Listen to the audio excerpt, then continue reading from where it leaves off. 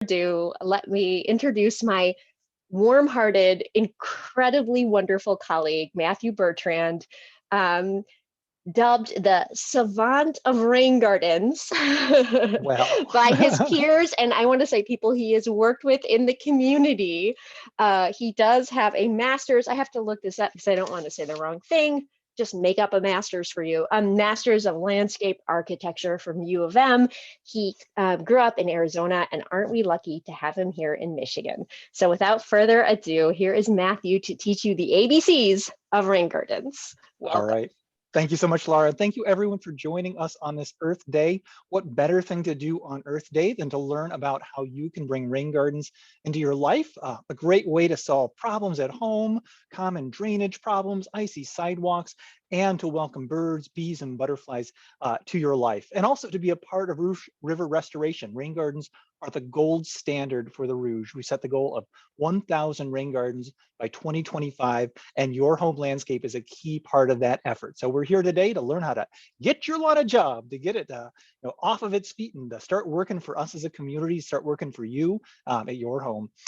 My huge thanks at the start here to our sponsors for this event today, the Alliance of Rouge Communities and Pure Oakland Water.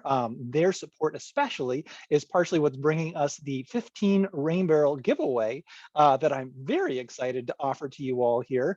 The door prizes that are associated with today's activity. So stay tuned at the very end. You will see a link that you can follow to which you can enter feedback on the experience today and then get entered into the door prize drawing for those 15 rain barrels. And also a 1-hour consultation with me for your home, a virtual consultation exploring all the ways that you can do great rain gardens, native habitats, tree plantings, or whatever you'd like to see achieved at your home. We can develop a dream and a design concept to help point the way for you. So thank you all for joining today so much. A little bit about Friends of the Rouge, Rouge River Watershed. It's down here in Southeast Michigan, mostly red there. It's one of the most urbanized watersheds in the entire country. Amazing region, most of the entire state of Michigan's population right down there.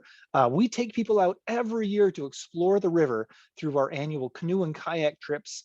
It's one of the great things we do. You can see the Ford Rouge plant right here in the background along the Rouge River. Great experience. We also mobilize thousands of people every year, whether it's through Rouge Rescue or through bug hunts or through rain garden plantings, to be a part of the Rouge River's restoration towards being a river that you can canoe and kayak and enjoy for future generations. So thank you for joining us in that effort. So today for Rain Gardens 101, we're going to talk about what? We're going to talk about why do a rain garden? We're going to talk about Rain Smart, some of the resources that are available to you to help you be successful in your rain garden journey. And then we're going to talk a little bit about into some of the nitty gritties about where in your house would it make sense to put a rain garden, and then how, the 101 version of the how do you get a rain garden in at your home. I'm going to work through these topics here, and we'll get to a Q&A at the very end. I will stick around for at least a good half an hour after the event is done to answer any and all questions that come through. So hold on to those questions, or put them into the Q&A when you're ready, and we'll get to them towards the end. All right, moving on. What is a rain garden? Well, I like to start that by showing this picture and asking you to guess, where is the rain garden in this picture? You can see here, a beautiful, mature backyard landscape design. This was designed by a professional. It is a professionally designed landscape, and it does have a rain garden somewhere in there. So whether you're typing into the chat or just shouting out at home, the answer is there are actually 2 rain gardens in this picture. It's a trick question. So we've got one right up here up front. This is palm sedge. It's 100% palm sedge. Sedges are incredibly popular in the landscape design world right now. And there are so many sedges that do incredibly well in rain gardens. They're actually invincible rain garden plants. So this rain garden is 100% palm sedge right there. And then it overflows. You can actually see where they trenched it to another rain garden in the back that's a little bit more diverse in its planting style. So you can see here that a rain garden can be a part of a beautiful design landscape. But a rain garden, what's a rain garden? It's just a hole in the ground, right? You just get out there with a shovel and you dig a hole in the ground. It can fit in pretty much any landscape. It's a chance to indulge your inner child, to get out there with a shovel and just dig a big pit and have some fun with it. I like to laugh about how when I was a kid, being a ditch digger was presented as the worst possible job in the world. And here I am, just a glorified ditch digger. And I'm inviting you to dig ditches with me too. It's a ton of fun. What's a rain garden? Well, the key that many people miss and that we like to really try to bring home for folks is, and this gives a lot of information that I'll get into in more detail later on, but it's a garden that takes the rain that falls directly on it, like any garden does, but it also takes the water that runs off of a hard surface, typically from a roof, but it could also be from like a driveway or a sidewalk or a parking lot, and runs into the rain garden. And then that garden needs to soak up that water in 48 hours. And if it's doing all those things, then it's a rain garden. Rain gardens are a great way to restore your river and to beautify neighborhoods and attract wild creatures as well. So rain gardens do so many things for us. They solve so many problems. It's really hard to find any one thing in this world that does so many things for us, but rain gardens do these things. I'm going to show you some pictures now, some rain gardens that I've designed and led installations for, so you can see some before and afters of rain gardens here in the Rouge community. So this picture is showing the Plymouth Municipal Yard beforehand. You can see that there's this pipe over here on the right side was outletting something like 6,000 gallons of water into the front area here during most typical rainstorms. And it was causing icing problems, flooding problems. So Plymouth wanted to solve those problems. They also wanted to soften and beautify their entryway area here, which I'm sure you would agree could use a little bit of help. It's a municipal yard, so what do you expect, right? So here is the right after installation. You can see that we carved out some good space in front of the building all along the length, and we've got the water piped under that sidewalk into the garden right there. And there's pipes coming in on both sides, and then they overflow and connect to each other here. We found some salvaged scrap tree grates and embedded them into the garden there to give us some structure. We used yews in the background to create just a nice standard texture background that people are pretty used to in the Plymouth area. Some red twig dogwoods, and then a few other things that got planted later on. Here you can see the garden last summer when it's really starting to mature. A few trees got planted in the garden. You can see the butterfly milkweed there just shining through, looking beautiful. So it's a great rain garden, solving so many problems there for this site.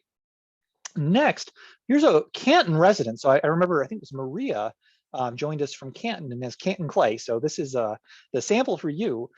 These homeowners side by side had just so many water problems. You can see the water in a rainstorm just puddling in. It would ice up here in their sidewalk in the wintertime. They wanted to solve these problems. And so they decided to get together. The clay was so bad, they figured it would make sense for each of them to do a rain garden. And so this was the outcome here. You can see stacked flagstones surrounding the rain garden on both sides. There's another one on the neighboring house over there. And you can see the vegetation starting to mature with a cardinal flower blooming. There's some tall switchgrass cultivars, palm sedge planted throughout this rain garden. So they used those rain gardens to soak up all that water that had made their lawn previously unmowable. And here is my last sample garden. And this one was actually a co-design process. Ann House took the Master Rain Gardener class, designed her garden through that program. And then I worked with her to basically double the size of the garden so that it would really solve her lawn problems. The area between these two houses here, this is in Plymouth Township, and also on the heaviest of clay possible, would be unmowable for 3 or 4 months out of the year. And so we ended up building a rain garden. So there it is. We replaced the little island that she'd had there previously. Actually, go back, that little island right there. We replaced it. We expanded it to be about 2 to 3 times the size it had been. And you can see there the plants in their full glory, with more sedge in the front here for texture, especially in the spring.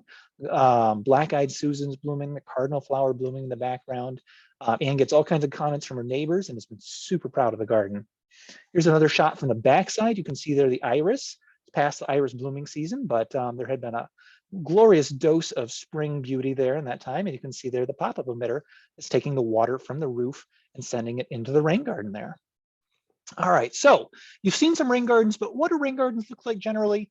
I like to classify it in 3 ways. So kind of a long grass ground cover type texture, a manicured styling, or a habitat focused styling. These are very common ways that rain gardens can look. The reality is though, they're gardens. They can look like whatever a garden can look like pretty much. There's this whole water thing that's happening that's a little bit different, but you can design them to really fit within whatever aesthetic that you'd like. I typically recommend the manicured more in the front yard area, a habitat focused more in the backyard. You can see here, one of every kind of plant in the planet just about is in that garden, but you can do what you want. This is actually a backyard rain garden that's manicured. This is a front yard, a habitat focused rain garden. That shot was from Ann Arbor, and you can, do that kind of thing in Ann Arbor. So, so that's a real rough snapshot of what a rain garden can look like. What do rain gardens cost? Wide variance, really big questions about whether you're doing it yourself, whether you're hiring a professional to do it. You could hire a professional design and then dig it yourself. You could hire a professional to just do everything from start to finish. And so prices, again, vary. If you're doing it yourself, maybe $2 a square foot. Here's an example pricing on the left side. The reality, though, is that if you've got gardener friends, you can get plants for free from gardeners just by dividing plants. You can get mulch typically from tree trimmers. It's not the best mulch for a rain garden, but it'll do. And you can get compost from your community. So you can actually get a rain garden for free if you're doing it yourself. And then when you're hiring a professional, you can pay really whatever you want to pay. You can pay as much as you want in this world for anything. And gardens are a great place where people do that, spending incredible amounts of money for expensive hardscape and such. So you can spend as much as you want, but $15 to $20 a square foot is a decent estimate. And here's a sample for a 100 square foot rain garden right here.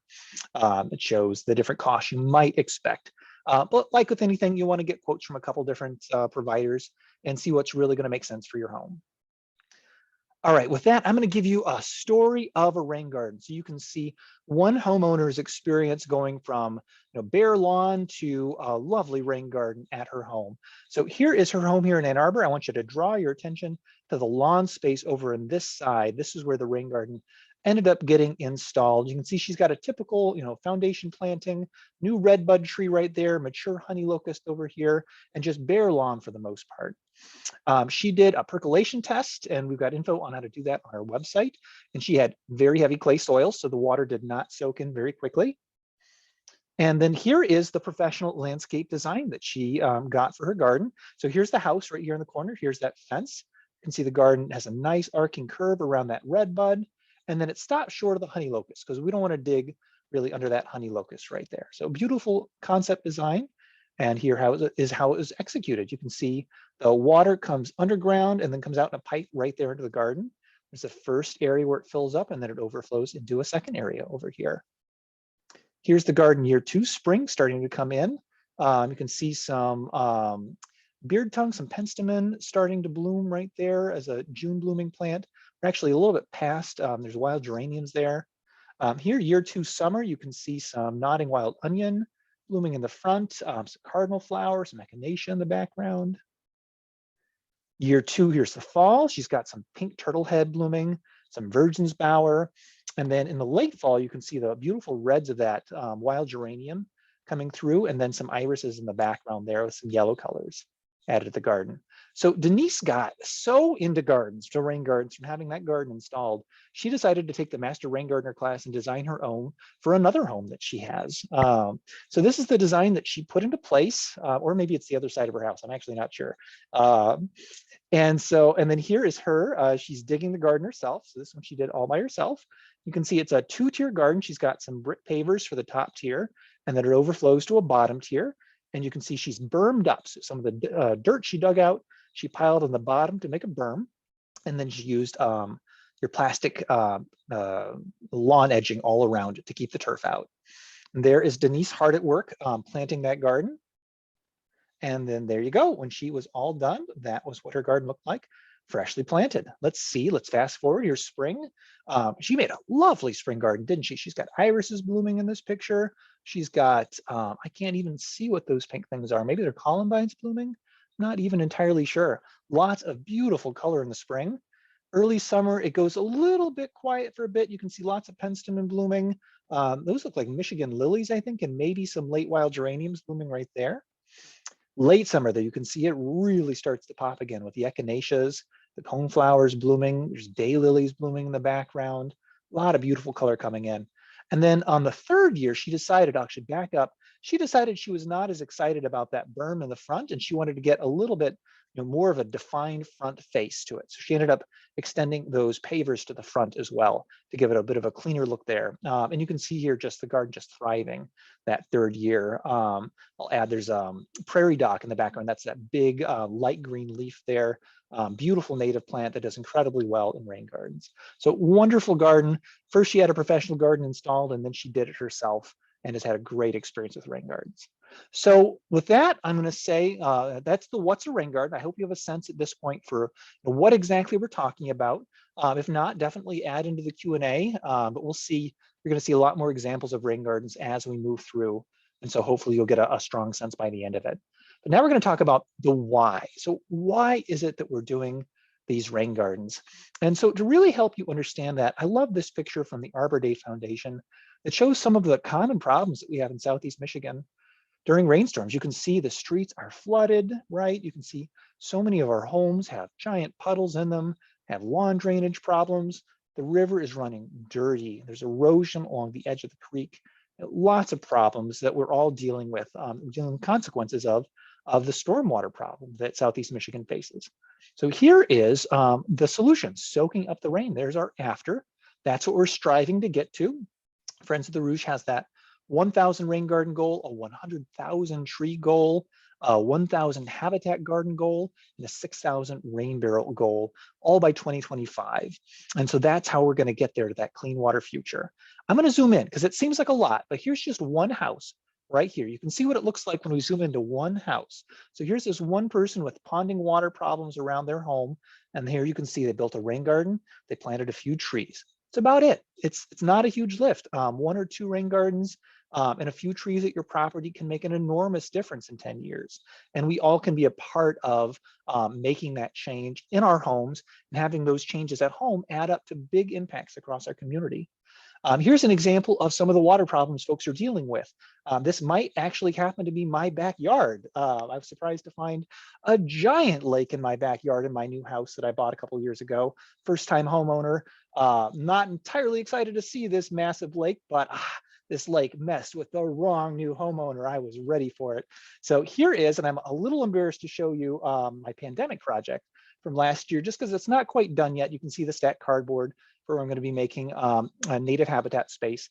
But right down here, you can see the rain gardens that I put in into where the center of that puddle was. I've got my veggie garden in the back area there, my daughter's sandbox right there. I've got a new native plant landscape right over here by the foundation. I aim for a nice central green space here with a nice arcing curves around. I've got a little seating area back here you can't see. So now my yard is much more ready for enjoyment. I'd love to see a fire ring here at some point so I can use my yard better, and I've got the water problem in pretty good shape. This has been a dry year this year, so I haven't truly tested it yet, but I've seen no water problems as of yet for this year. And I'm actually even ripping up some asphalt over here to make it even better. So that's an example of just one home. I'm going to go back again. There's the before with significant water problems. And I will say my soils, I've got about 50% clay soil. So it's not the worst clay, but I've got a lot of clay here. And then there's the after in progress. And I can't wait to show you more pictures. The plants are all starting to come in this spring and starting to look really great. So snapshot of the Rouge. This picture is showing all the residential landscapes in the Rouge River watershed. You can see Washtenaw County, Wayne County, Oakland County. The green are the lands that drain to the Rouge, and then blue, you can see the Rouge River itself. The Rouge is like 50% single family homes. So when you're thinking about whether this is going to make a difference at your home, the answer is yes. It's because the Rouge River is at this point mostly single family homes that are draining to it. So each of our homes is maybe a small part of the problem. Yeah, you can look to that giant parking lot down the street. Maybe that's bigger, maybe not. There might actually be underground stormwater controls there that you can't see. But our homes add up, once we add all these homes up, to really one of the biggest sources of stormwater pollution. So here it is again, that solution to soak up the rain. Each of our homes is a part of that solution, and you can be a part by just getting started, whether it's just a tree planting this year, whether it's just learning more this year, or whether it's really committing to that rain garden. All right, other parts of the why. So rain gardens are often associated with native plants. Not always, you don't necessarily have to use native plants in your rain garden, but we recommend it and generally they work great and they add extra value and function. So why native plants? You probably are pretty familiar at this point with the relationship between the monarch butterfly caterpillar and the milkweed plant. And if you're not, these pictures will probably blow your mind. The orange on these fir trees down in Mexico, that's the majority of monarch butterflies across the entire North American continent overwintering in Mexico. So all these butterflies, all dependent on the milkweed plant to sustain their caterpillars. It's the only plant those caterpillars eat. And then we get millions of them concentrating in Mexico every year. It's an amazing life cycle. It's a mind-blowing life cycle. And the reality, though, is that most insects are like this. Here's another example. This is a double-toothed prominent, Nereis bidentata. It's on an elm leaf. Elms support over 200 species of insects, and you can see on its back that co-evolutionary relationship. The ridges on that insect's back align with the ridges on the elm leaf right there. You can see that relationship. This caterpillar needs to eat those elms. And so when we have native plants, we have more of the insects that are adapted to eat those plants as well. So you're basically you're creating a salad buffet in your garden that supports these caterpillars that become the butterflies that we love. And then the other thing about these caterpillars, they don't just become the butterflies that we love, they also become the bird food for the birds that we love to attract to our home. 95% of songbirds depend upon insect larvae, the proteins, to get their baby birds grown to adulthood. So when we're planting native plants at our home, especially native shrubs, native trees, we're making a huge difference to attract more birds and butterflies to our home. You may have heard native bees are in decline. Well, a lot of rain garden plants do really great supporting our native pollinators, whether it's our native sweat bees, native mason bees, native bumblebees. These bees all love to use some of the plants that thrive in rain gardens. This is a liatris right here, a marsh blazing star, a beautiful rain garden plant.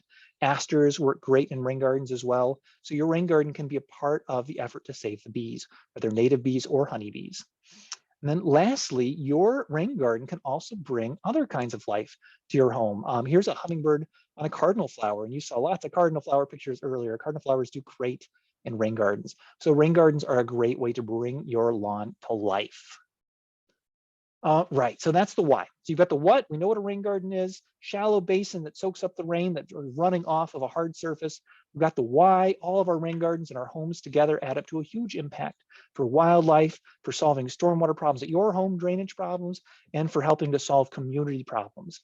Next, I'm gonna get into RainSmart. So some of the resources that are available out there. You're not gonna get everything you need from this one presentation, but the goal is gonna be to give you a roadmap so that you can move forward and be successful with it. So I want you to take a moment to visit our website, therouge.org/RainSmart. I have tried to get everything you might possibly need to be successful with a rain garden on that website. And actually I meant to have it even pulled up so I could flash it across the screen for you. We'll see if I do that successfully. Whether it's a plant list, if you're looking for plant lists, if you're looking for recordings of the Master Rain Gardener class, so you can see a more in-depth training. If you're looking for pictures of rain gardens, here, just pulled up right here. Rain Barrels 101, tons of information about rain barrels, Master Gardener class pictures of rain gardens, pros that you can hire for your rain garden. There's the plant list right there. Information about rain gardens to the rescue if you're a Detroit resident. There's funding available for you to get a rain garden at your home, paid for. And then a forum where you can ask and answer rain garden questions. So tons of great resources here. And if you have a question that this doesn't answer, let me know, and it's my job to get it on that website. So that's a key resource for you. The next Master Rain Gardener class is a 5-part class. I will be teaching it with a co-instructor, and you will basically get your hand held from start to finish to come out with a rain garden design that you are thrilled about for your home. So that's coming up. It'll be a hybrid course this year, probably in October 2021. We'll do virtual education, but in-person tours. So you can get general information at this website, but I don't have the specifics for the course up yet. So stay tuned. Next resource, Friends of the Rouge has been opening a pipeline of low-cost rain barrels into the Rouge River watershed. And so just to make sure that you're aware of this, these are the lowest cost rain barrels you can find anywhere. We do it on a sliding scale. So the prices can be as low as our wholesale costs, essentially, up to, if you'd like to make an additional investment to support clean water, you can pay more than the cost of the rain barrels as well. It's all still below the market rate cost that you'd pay from a store. So this is a resource that we're bringing to you, a way for you to get started with rainwater management at your home. And rain barrels pair really nicely with rain gardens. It's nice to have the rain barrel capture the first of the water and then have it overflow into the rain garden. That rain barrel water is then available for you to water the native plants you just planted in your rain garden, or to water your potted plants, or to water your lawn, or to water your indoor house plants, your veggie garden, all those things. Another resource, you can hire me or my colleague Cindy as the coach for you to help design a landscape, a native plant landscape design. We've got sliding scale rates available for this. Mostly it's virtual right now. We do have options for in-person. I am booked out for in-person through July at least.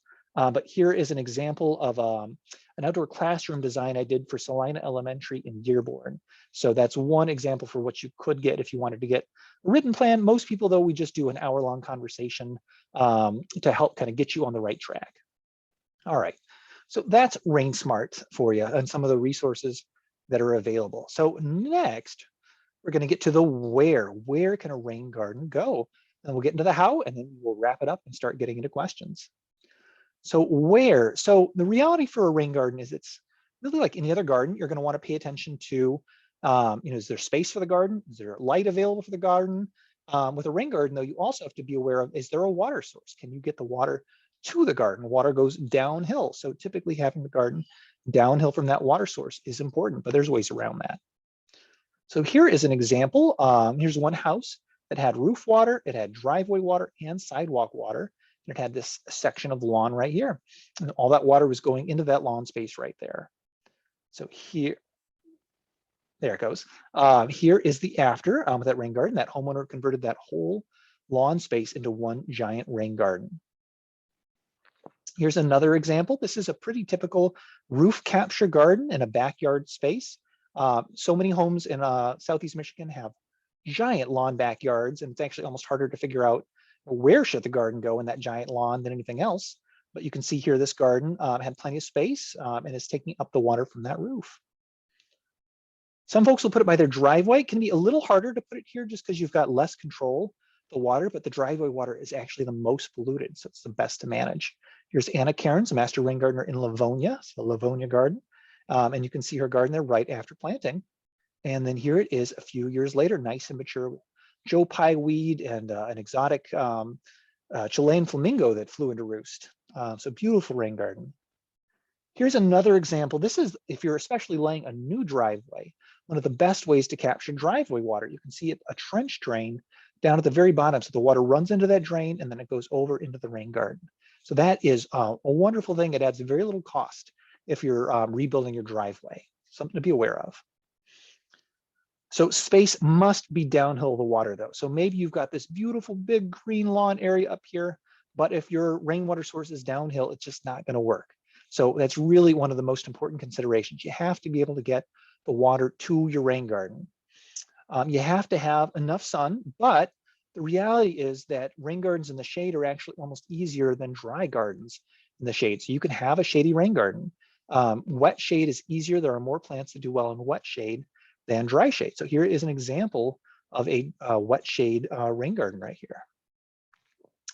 The key when you're siting a rain garden is, and this is the principle from the Master Rain Gardener class, first, do no harm. It's the Hippocratic Oath of a Master Rain Gardener. There's so many places you can put a rain garden.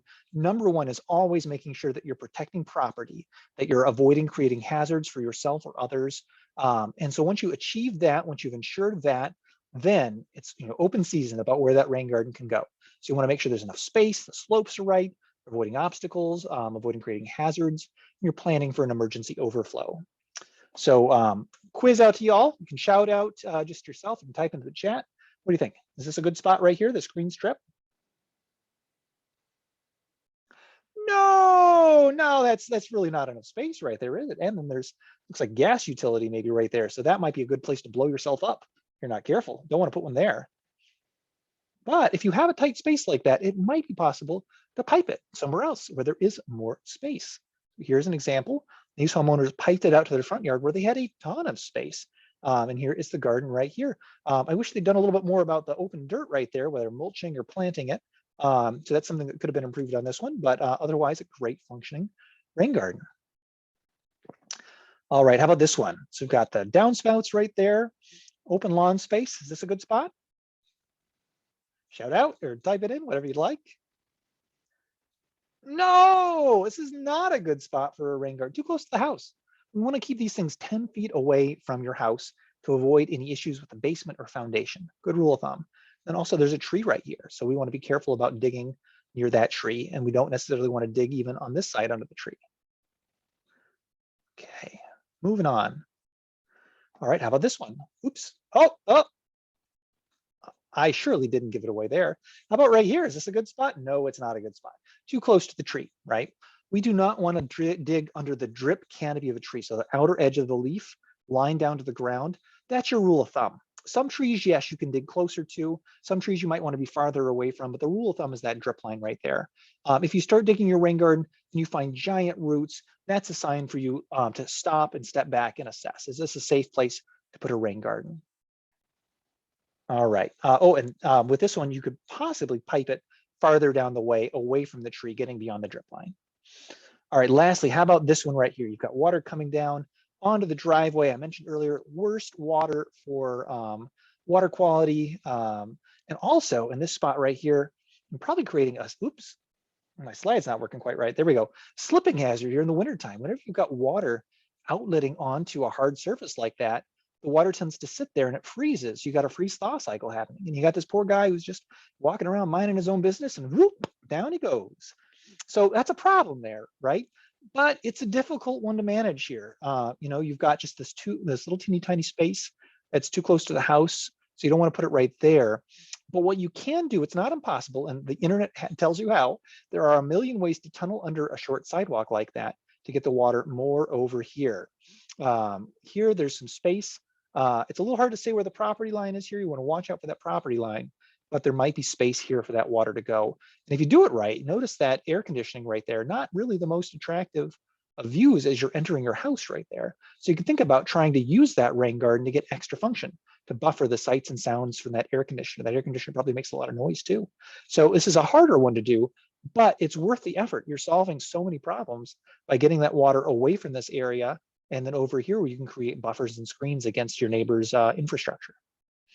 Okay, I think, let's see, that might be a couple more. How about this one right here? Shout it out. This one's a little tough, so it's very steep right here. The principle of a rain garden is as flat and as big an area as you can, roughly. And so a slope makes it hard. It's hard to get a flat area on a slope. It's a lot of digging. So slopes can be difficult. They're not impossible. There are lots of examples of ways to do this on a slope, but it's just not maybe where I recommend you start. I like people to start on the easiest rain garden they possibly can. So here's an example, and apologies for the poor quality photo, of terracing, right? Time-honored tradition of terracing the landscape, creating flat areas on hill slopes. It's a lot of rocks to move. Rocks add expense, they're heavy. So it takes a lot more work to do it. When you're done, those rocks are beautiful and they add property value for sure. So it is, again, it's maybe worth the effort, but it's not where I'd necessarily have you start. All right, almost done with hazards. Mist dig, you always want to call mist dig. 3 days before you're doing any digging, they'll come out and they'll mark all those underground things you didn't know were there. Maybe you've got an electric line right next to your gas line. You don't want to dig there. You don't want to blow yourself up. You want to be healthy and happy and enjoy your rain garden for your full life. So it's really important to respect these lines. And moving on. So here's another little quiz for you, and you can just answer yourself. Here's a house that built a rain garden. Which side's the best side to do it? We've got the left side over here. We've got the right side on this side. I'm going to pause for a second, let you start to think, and I'll start talking you through it.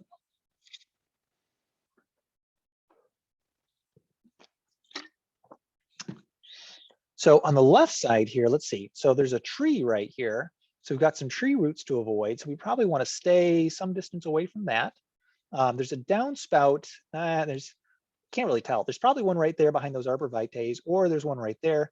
But either way, there is an accessible downspout that could potentially be pulled away. And there's a lot of lawn space over on that side, so that could work. On this side, on the right side over here, so we've got the driveway water. That's probably going to be hard to manage. You've got water coming down here. There's a sidewalk in the way, so it'd be some effort to tunnel under. The slope looks a little on the steeper side over here, but I'd say that that is not too steep at all. Some slope actually helps you because you do want to get the water away from the house. So a little slope is nothing to be afraid of at all. So between those two, well, let's see. Left side apparently. So the homeowner here picked the left side. Back again. Here is the after picture right here.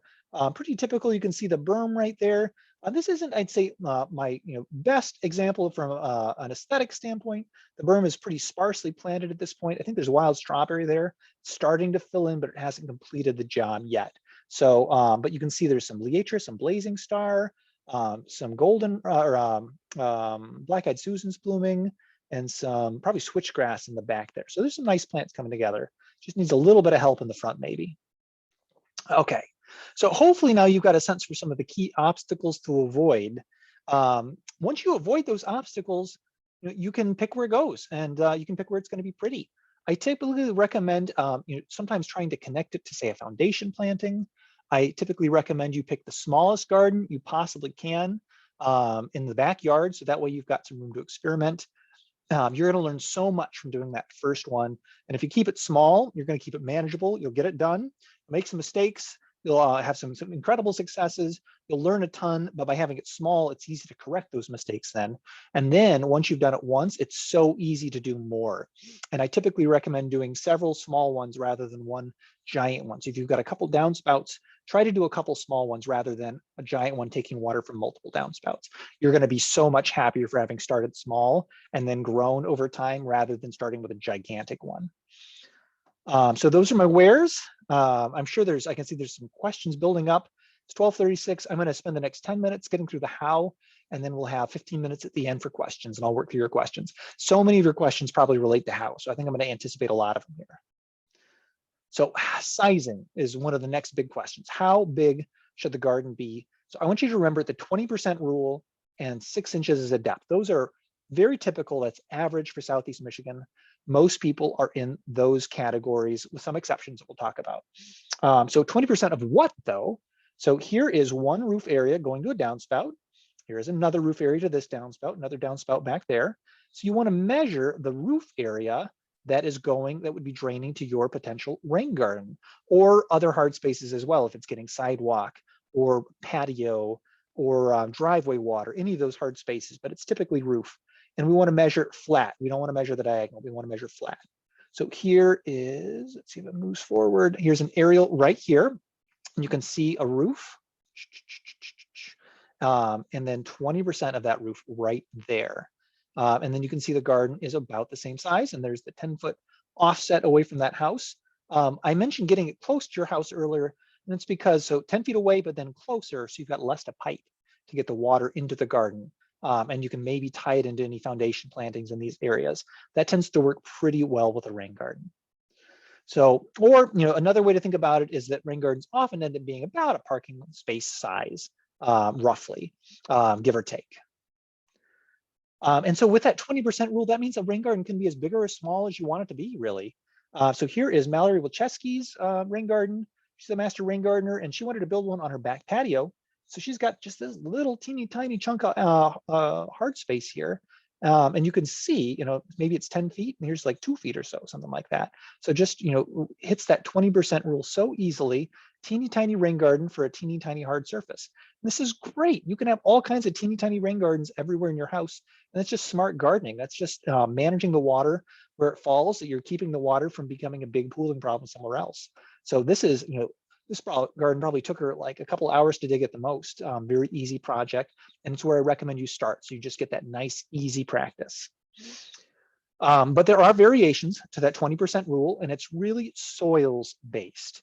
So many people in the Rouge in Southeast Michigan have clay soils. I'm included, although my clay soils are not that bad. But those gardens I showed earlier in Canton and Plymouth Township, they all easily fit this category. So if you've got clay, the rule of thumb is going to be you want it bigger and shallower. That's spreading that water even farther so it can sink in. By keeping it shallow, 3 inches depth, we make sure the water always soaks in that 48-hour period. And with a 3-inch depth, actually, we typically recommend you backfill with 3 inches of mulch So that 3-inch clay rain garden doesn't even look like a rain garden at all. You don't see really any depth to the garden, but it's still working. The water will fill up those 3 inches, it'll soak in, and by making it bigger, 30%, you've got enough space, enough volume to hold all the water you want. Versus, okay, the other end of the extreme, if you've got sandy soil, you might want to shrink the garden. You could still do 20% with sandy soil, but the garden's going to get droughtier actually. So with sandy, you can do as small as 10%. You can go deeper, as much as 9 inches or more potentially if you've got like beach sand soil, which some of our gardens here in Southeast Michigan do have a lot of variation in our soil types. So those are our variations. So for most people, 20% is the rule to go with.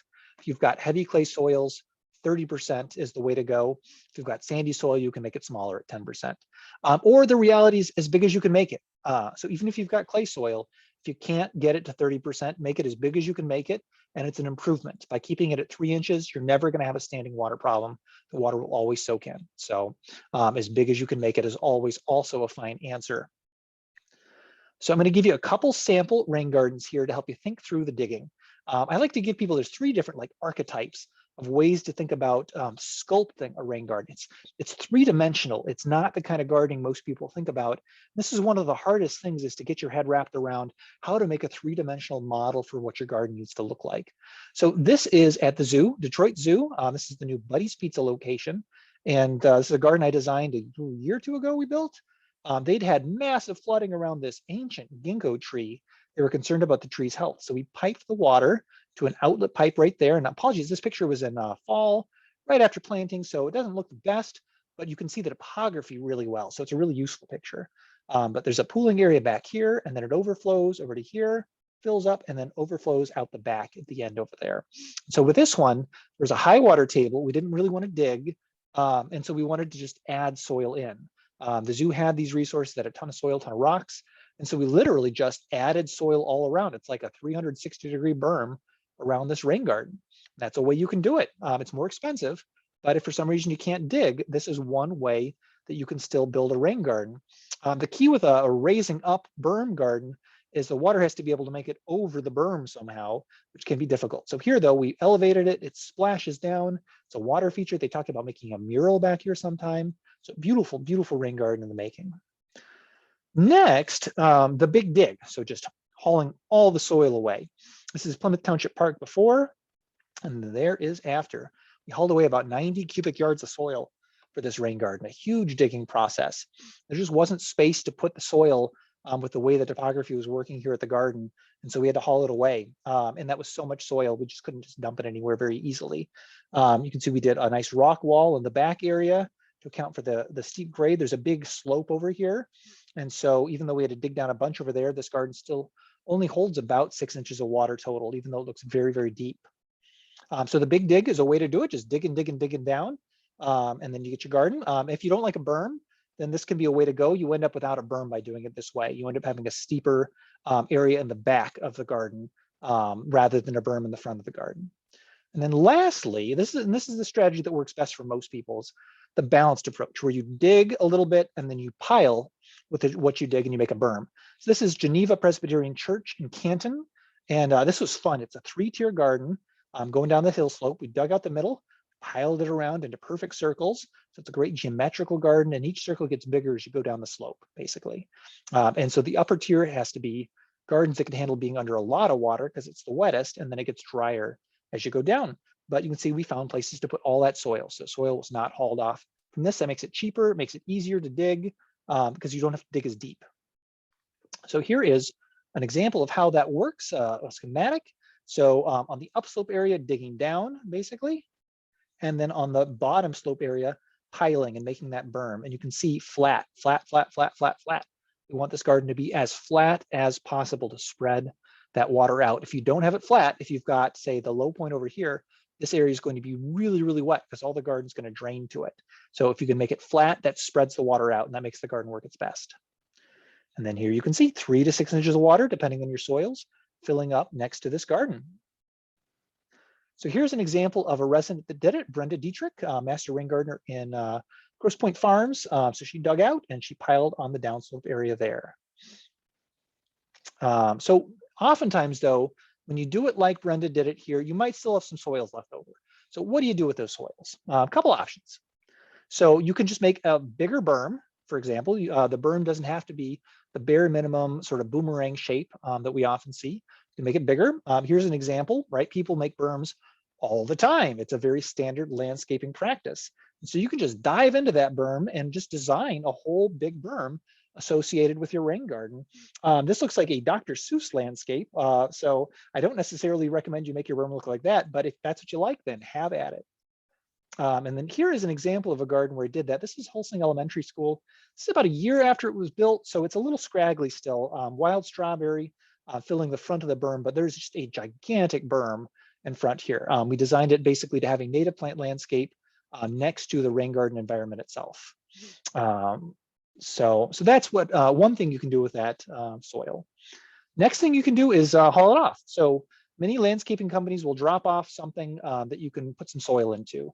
And it helps when you get a whole bunch of people to help you with it, but you might not have that.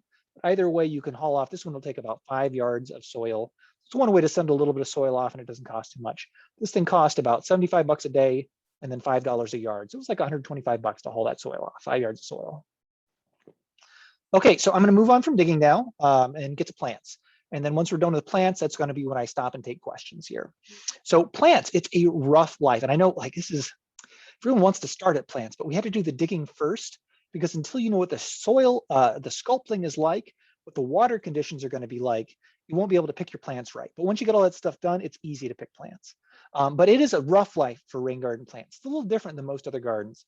So they have to be able to absorb all that 3 to 6 inches of ponding water. And then, oh, not a water garden. It's not underwater all year round. And then they have to deal with drought as well, right? We've got periods in the summer where there's no water for 2 weeks. Plants have to survive, or at least I'm not going to be out there watering. Maybe you want to be out there watering them. You can, pick plants that like to be watered like that, but most people, they don't want to be out there watering. So those rain garden plants have to survive wet and dry.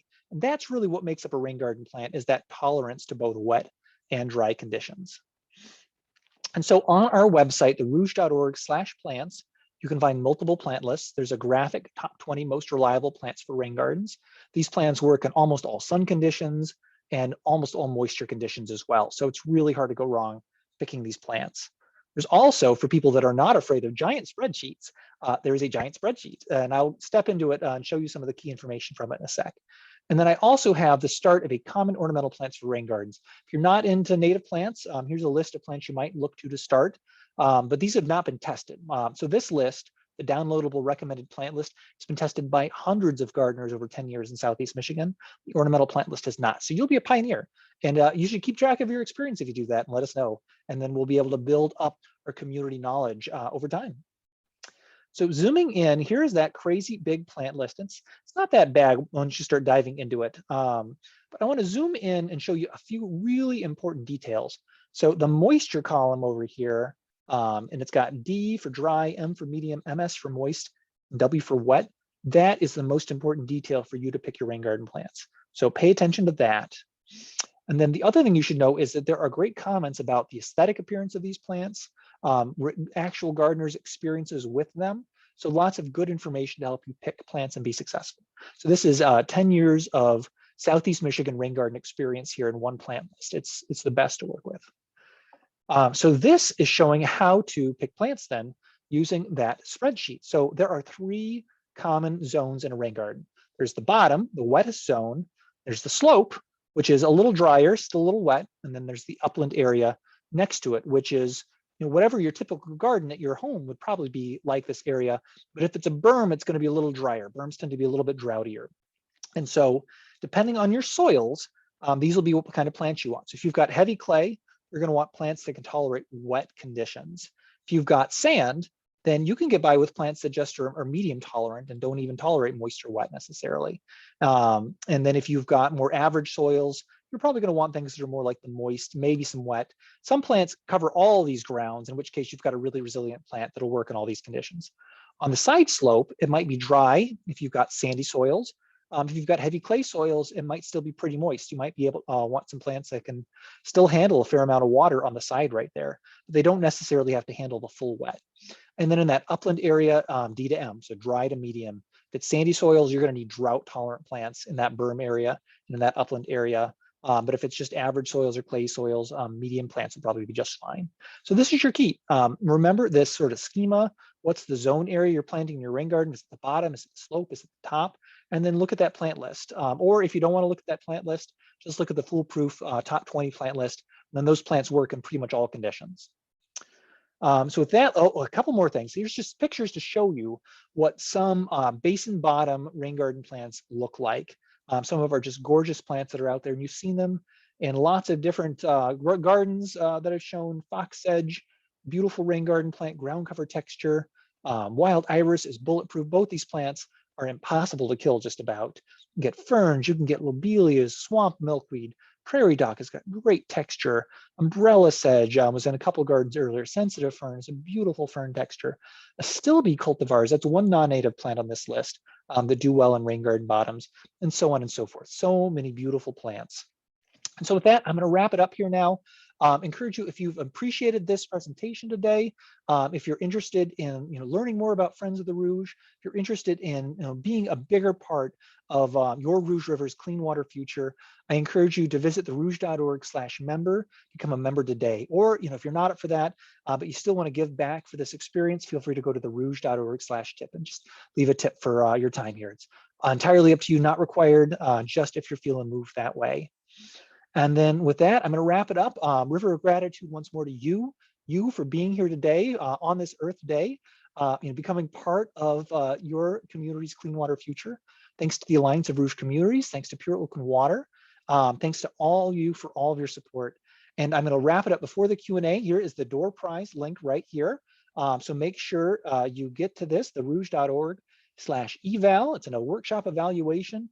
Once you fill out that evaluation in the thank you screen, there will be a link to where you can enter in for the door prize drawing. All right. And with that, I'm going to take Q&A.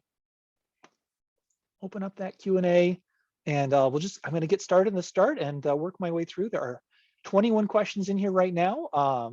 If I answered a question during the lecture, I might try to summarize, but I'll do my best to help through. So Casey Chase started us off. We have lots of deer, would like to attract them. Will a rain garden help with that? You might be the first person I've heard who's ever asked me how to attract the deer rather than to pick plants that don't attract deers. The good news is on that plant list, it will list whether or not a plant is deer resistant or not. So if you want to attract those deers, then maybe try picking the plants that are not deer resistant. So you're creating a bunch of deer food. Or if you are afraid of deers or you don't want deers, you can pick the deer resistant plants. But there are solutions. Rain gardens can work around deer or around an absence of deer. All right, moving on, Catherine Wilkinson. Catherine and my son Rylan were from Waterford, Michigan. A lot of wet soil, curious what kinds of plants for butterflies, hummingbirds, and such will grow. I think you've seen lots of great pictures here. Hummingbirds love those lobelias, whether it's cardinal flower, the blue lobelia. Shrubs especially are going to be best for butterflies, shrubs and trees. Some of our perennial plants also support butterflies, but generally shrubs are going to be the best. So try to get some shrubs mixed in with your garden in addition to the flowering nectar resources. All right. Next, we've got Ruth Deljovic. You may get this question. Let's see. I have an area with a large tree and lots of roots. Can I plant between the roots? Ideas for options. Thanks. So when you've got an existing tree with a lot of roots, it's really risky to be digging around those roots, depending on what kind of tree it is. There's a very good chance you're going to kill it. The reality is that tree is doing an incredible amount of work for you with your water challenges right now. A mature tree will typically intercept about the first ½ an inch of rain that falls. It won't even hit the ground. So that's why we get that dry shade under those trees, is that water is not even hitting the ground necessarily. The tree's intercepting it. So if you hurt that tree, that's a huge cost to you, both from a water standpoint, from a property value standpoint, from a just comfort in your home standpoint. So we don't want to hurt those trees. So if you can dig away from the tree, that's going to be better. But if you can't and you're still excited to move forward, there's a resource that I can make available that will list exactly what distance from different tree types it's safe. Some trees you can dig closer. Silver maple is a good example of a tree that you cannot possibly kill, You can damage it such that it drops a limb on your house or your car, so you may still not want to dig near it. But that is a tree that you can more safely dig near and take some risks with. Some trees like black walnut, though, you do not want to be digging anywhere near the black walnut. Black walnut, you actually want to be digging away from the drip line of the tree itself. So it really depends on the trees. I have heard examples, though, of people that have dug around trees with roots, and they've just avoided those roots carefully. And if you can do that very carefully, and it's not advised, it can make an interesting organic shape around those tree roots, but it's taking a big risk with your tree. It's really not the best way to go. The reality is that sometimes some homes, it just ends up not being a place for a rain garden. We do the best we can where we can. And if a rain garden doesn't fit at your home, put it in your 5-10 year plan. Maybe that, that tree's not gonna last forever. I've got ancient silver maples at my house. They're gonna die in the next 5-10 years. So it's a part of my plan, but I'm not gonna hurt those trees to get the rain gardens in. All right, next, do rain gardens placed only on a runoff area, or can they be in a natural flood area between 2 yards? So I showed several examples earlier of homes that have natural flood areas between 2 yards. That it's called the swale, that's supposed to take water away from your homes, but over time, sometimes it ends up being actually just a puddle near your homes.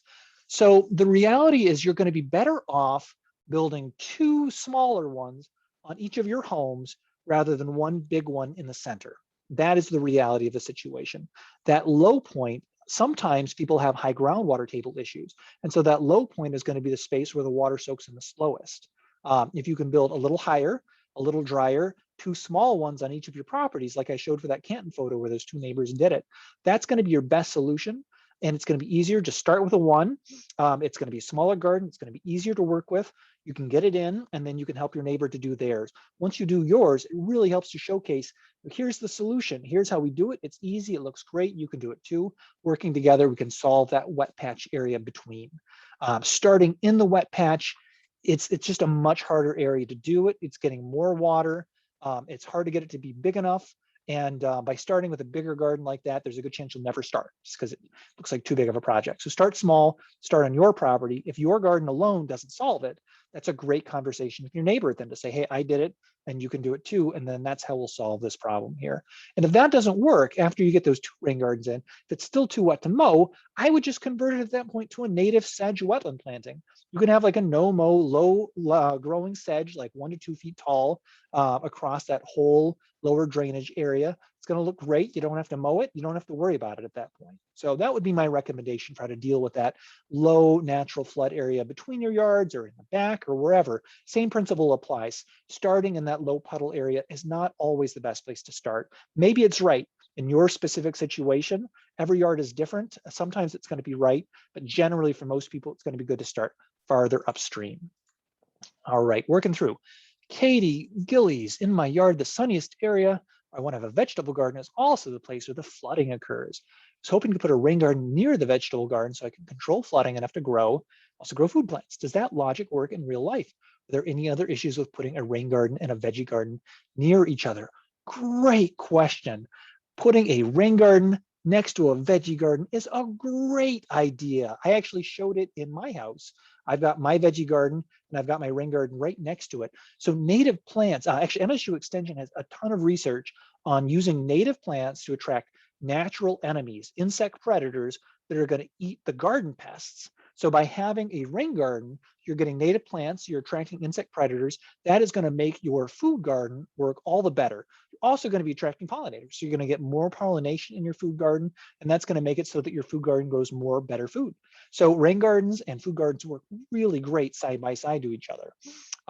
So what you're going to want to figure out basically is how is it? So if that sunniest areas where the flooding occurs, what can you do to make it so that the rain garden is intercepting the flooding? So maybe it is upstream of that low point and intercepting it. Maybe it is where you like dig out the rain garden, maybe use some of the soil you dug from the rain garden to raise up the vegetable garden area and then put the vegetable garden beds on top of that.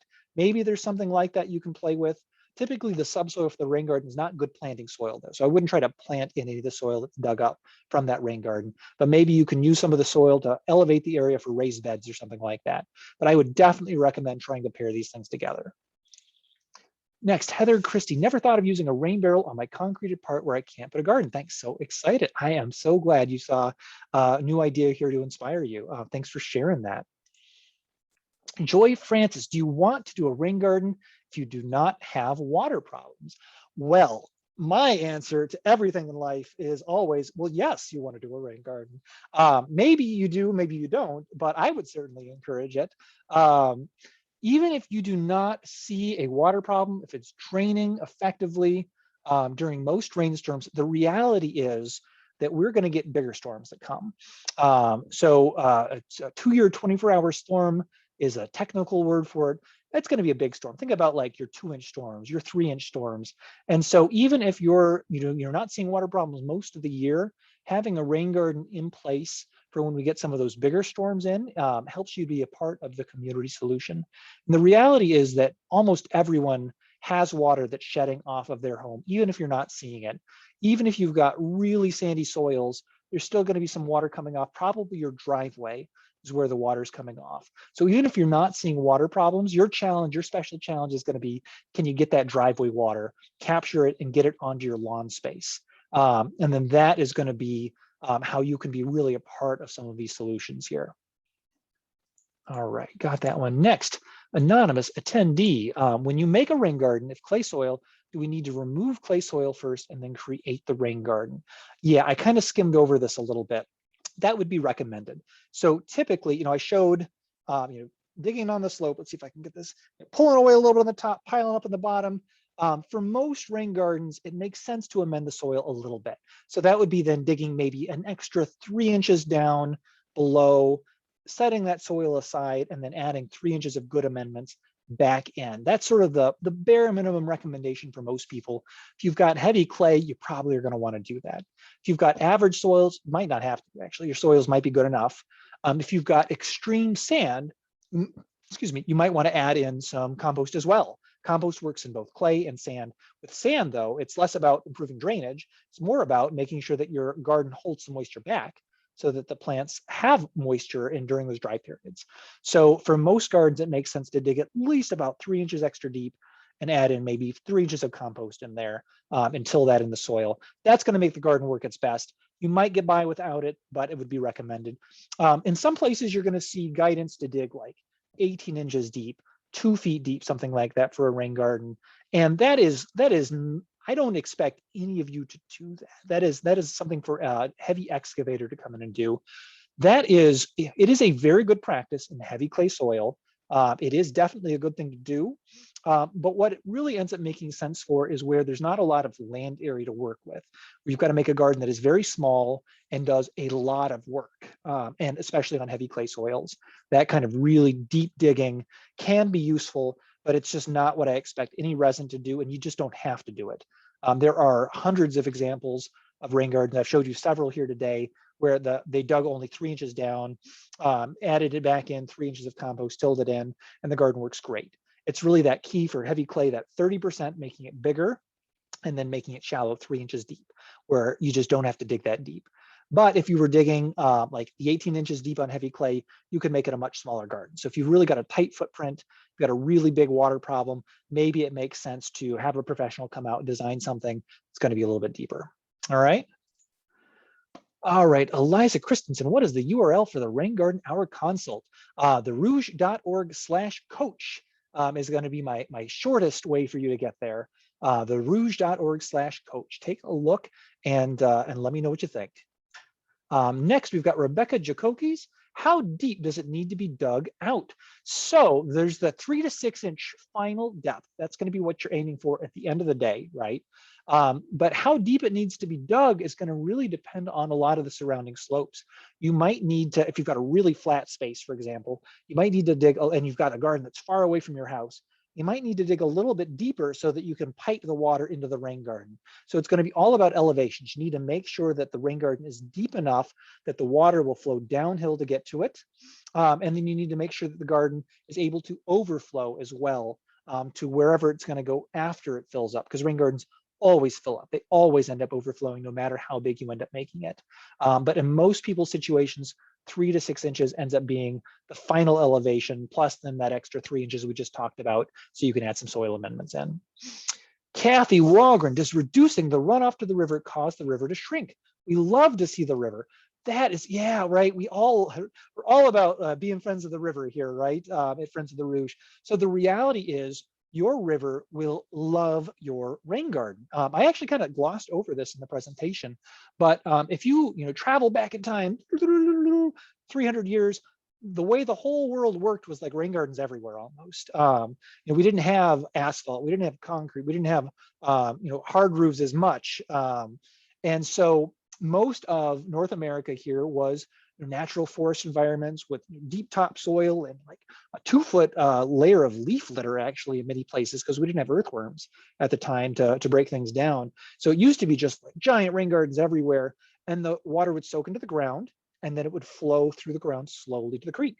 So the creek would still get the water, but it would get it instead of from direct runoff via a pipe, it would get it through groundwater flow, which is cleaner, cooler, slower, especially and more regular.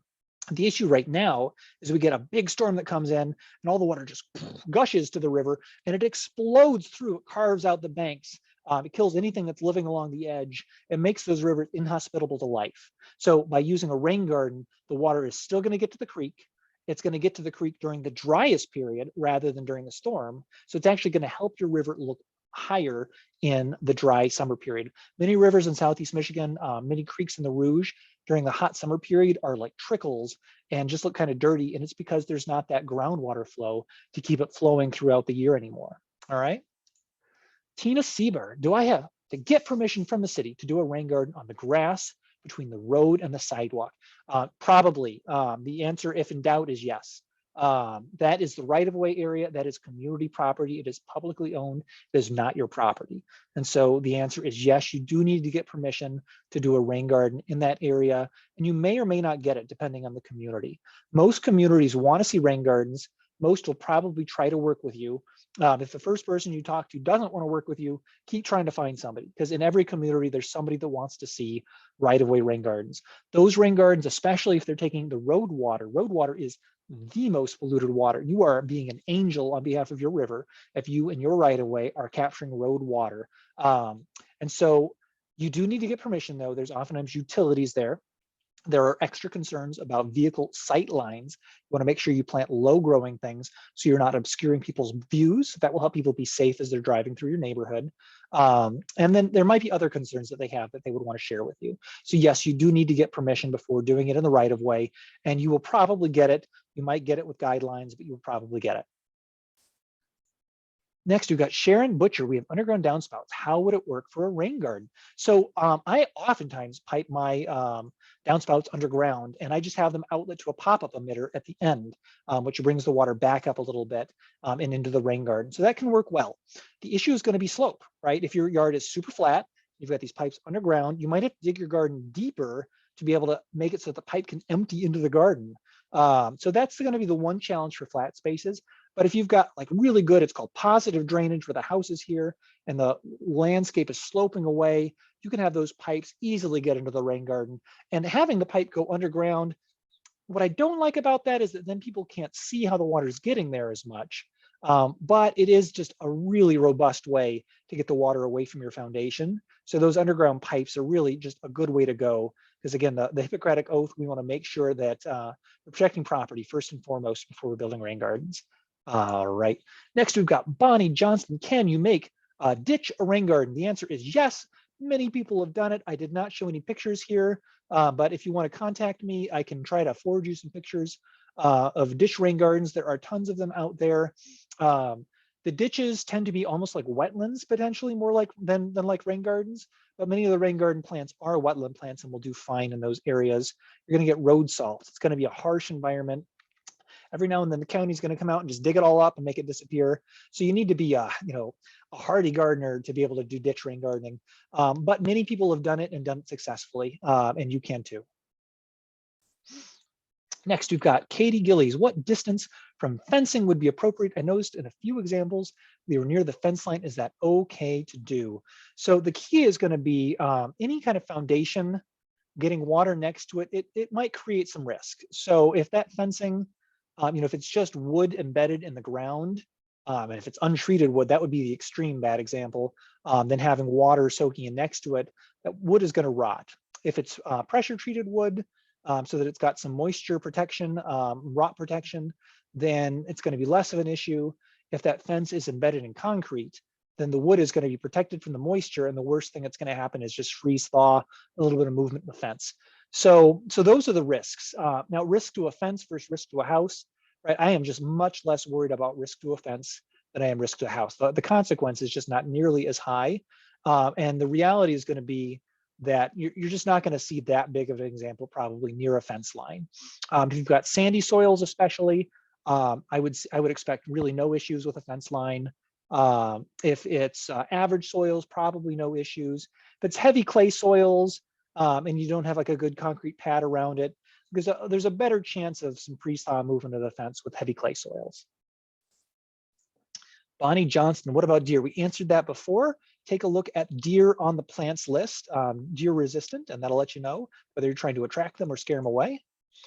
Are the recommended plants all native plants? So generally, yes, depending on your definition of native, there are some cultivars of native plants on the big recommended list. Some people would not consider those to be native plants, some would. So that's going to be up to you and your definitions. But generally, we recommend native plants. We are okay with native cultivars in that they oftentimes are going to create a really nice positive face. So half of what we're doing here is we want to see beautiful examples of rain gardens that help people understand that these can be an attractive part of any garden. And so adding in a few cultivars can be a part of that process. So at my house, for example, I use probably like 80%. So 80% of my physical land area is straight species native plants, but I do have some cultivars in there as well, especially some of the shrubs near my house so that I can control their form, make sure they're not going to get overgrown near my house, that kind of thing. I've got a few plants that I just really love that I just wanted to get in there because they're so pretty and they just create a great just eye candy in the yard. And so, native plants are generally recommended just because they work so well in a rain garden, super drought tolerant, super water tolerant. But there are other plants that work as well. And there are non-native plants that also work in rain gardens. Next, how do I know if my plants are bug friendly? So what is the best resource that I've seen recently on that? There are a ton of resources out there. I think it's the National Wildlife Federation has a native plant finder. And I don't have the URL for it, so you'd have to search for it, but it will tell you what plants that a native plant will host, or what insects a native plant will host. The other one I really like, it's less user-friendly, is Illinois Wildflower Info. I'm gonna see if I can find the National Wildlife Federation Plant Finder. Yeah, and nwf.org/plant finder. I think they're tapping into Dr. Doug Tallamy's research. I put it in the chat, Matthew. Thank you. Yeah. Okay, that's great. I'll still show people up here. So here is the native plant finder. So that'll give you plants that will work with different insects that work with plants. If you're a little bit wonkier, this is IllinoisWildflowers.info. This is a retired professor from Illinois, and this is an amazing resource. I'm just gonna click on something random just to show you. Black alder, which is not native, actually, so I'm gonna pick a different plant. River birch, native to southern Michigan. So it's got lots of information about the plants, faunal associations. You can see an insect table, and here he just lists all these different bugs. And this doesn't tell you much if you're not into reading scientific names, but you can also just copy and paste and Google the names, and you'll see pictures then from many of these. Some of them maybe not if they're really unusual, but this is fun. It's a great way to just really explore. If you're really getting into this, you could just see all the insects that are attracted to your native plants, that feed on those native plants, and that then are sustaining songbirds, especially, that are feeding on those insects. So great resource. Let's see, answer live. Got that. Christina Vega, what is the best time to start / plant a rain garden? So generally we recommend a spring or a fall season. So mid-May to late June, really good times. And that's for planting, really. You could start digging it like now. You could have started digging it a month ago. Some people this winter were, right, it was so mild, we're able to dig in the wintertime too. So you can dig it really whenever you want. But planting, whenever the ground is not frozen solid, planting is generally going to be best mid-May to June. Then you got to water it all summertime or fall. So we plant in the fall starting like early to mid-August through September 30th is about the latest that we planted. The good thing about a fall planting, if you're getting them in the ground like September 1st, September 15th, is you don't have to water for very long. It's a limited season of watering, and then the plants go dormant. And then they've got all spring, March, April, May. Typically, there's enough rainfall that you don't need to water. Oftentimes, you don't need to water again. So a fall planting can be the best time if you're not interested in watering. So that's the time for like schools, especially any public site where it's going to be hard to water a garden. I will try to do like a September 15th late fall planting to reduce the likelihood that I'll need the water. All right, that was Christina's question. We still have, oh my goodness, you all just continue to ask great questions, which is wonderful. I'm gonna have a hard time tearing myself away here. I started with 25 questions and now I'm at 28 questions left. So I am not successfully digging myself out of this hole, which is great. That's just about the most inspiring thing. I've got Colleen Zamet here. How do I determine if my rain garden will do well in a particular area? Shade from 2 maples, probably clay soils, Beverly Hills, and standing water. We're on a corner. There's a gentle downslope from the other corner across the 4 lawns to us. So that sounds like too much specific information for me to answer here. I think a consultation is probably going to be your best bet to try to find some creative solutions to squeeze a rain garden in somewhere. Or to see if there are other solutions available. The hint I'm going to give, and this is not what a lot of people want to hear, sometimes your yard is really hard to do a garden in, but maybe you're getting water running off from a neighbor's yard, and the neighbor's yard is actually the right place to do it. That can be a tricky situation to work with a neighbor, but it can also be an inspiring situation. And I've heard of great success from some residents in working with their neighbors to solve water problems. So the reality, Colleen, is going to be all the guidance that we gave here, just getting out there and doing some site analysis, trying to map out on a piece of paper, maybe, where it is that, there's not the maples that you're going to be concerned about. Generally maples, I'm less concerned about digging near the roots, trying to squeeze in areas where you've got enough space for a rain garden and where you're able to get that water to. Jessica Lopez, do you know off the top of your head if Westland allows front yard rain gardens? I actually do know off the top of my head because I built a front yard rain garden in Westland. So we did have to get permission. Initially, I was denied. I said, but hey, this will be good. We can do it. Actually, I don't think they denied me. I think it was, well, okay, but you're going to have to do it this way, and it's going to be tough to do it this way. Are you sure you want to do it? I think that was kind of how it came across. And it was tough, but I did it. They wanted it to be plants that were no taller than, I think, 6 inches, 6 inches to a foot, something like that. So a really short rain garden. So that was a Westland rain garden on extreme sandy soil. We dug it deep, 9 inches deep. And that let me plant taller plants because then they would not tower as high above the rain garden. And we planted plants that were like in the 1 to 2 foot tall size class. And they were also very airy on the top, so they wouldn't be like dense. So it was all fox sedge and iris, I think, was what we planted in that rain garden. And so that did not create a visibility issue. And that worked for that Westland front yard rain garden space. And I should say that was a front yard right-of-way rain garden. You can do it in your front yard as long as it's on your property in Westland and really anywhere, no problem. Michelle Smith, the previous owners didn't install the sump pump correctly. Oh, previous owners. So we have a lovely black drain pipe running from the overflow to a low spot in our backyard. We're on Clay Northville, so the sump runs several times a day, year round. The grass, critters, and irises I planted, love it. It's a perfect spot for a rain garden, but how do we get the water there? Don't think we can bury the 4-inch pipe due to underground power lines. Interesting. So if you can't bury the pipe, you can potentially do what's called a swale, which would be basically a surface pathway channel that the water can run across your land to get to the garden. It needs to have a little bit of topography, a little bit of slope for that to work, but that's going to be your best bet if you can't dig the pipe. Maybe what you can do is you can do a buried pipe 10 feet away from your house to wherever those power lines are, and then at that point have it be a surface flow to get to this spot. And then what you described, a sump pump garden, it is a different beast from a rain garden. You have a wetland garden there more than you have a rain garden, especially running several times a day year round. Many of the plants on the rain garden plant list will thrive in this space, but you should think of it as a wetland. It's never going to dry up there really. And planting those plants though, adding some mulch in, defining the garden bed more, it's going to make it look better. It's going to make it work better to manage that water as well. Those wetland plants will help get the water, in the ground or up in the air, and so solving some problems. You could also look to, there's one example I've seen, it's Drew Lathan, who's the owner of Creating Sustainable Landscapes. He made a sump pump pond in his backyard. So the pond is fed by the sump pump, and then he's got rain gardens next to it. So ways to get multiple cool features side by side.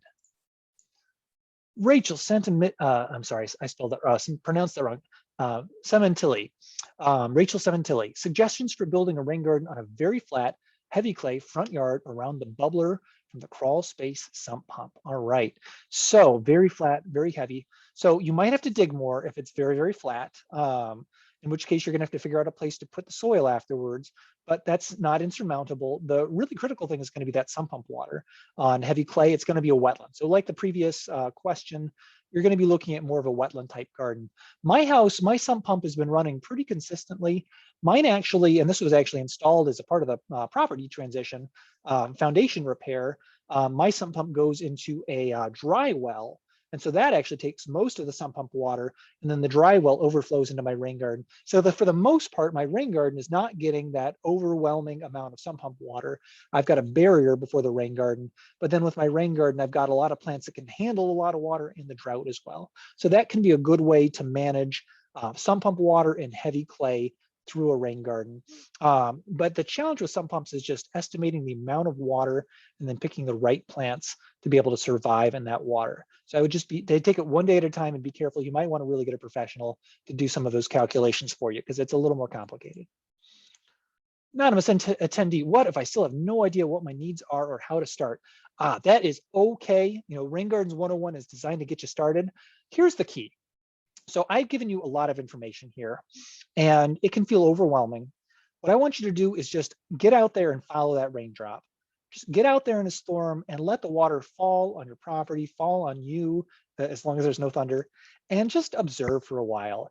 I actually like to recommend folks don't even do a rain garden for a year. I want you to have a year in the home and get a sense for the hydrology, especially that April, May wet season.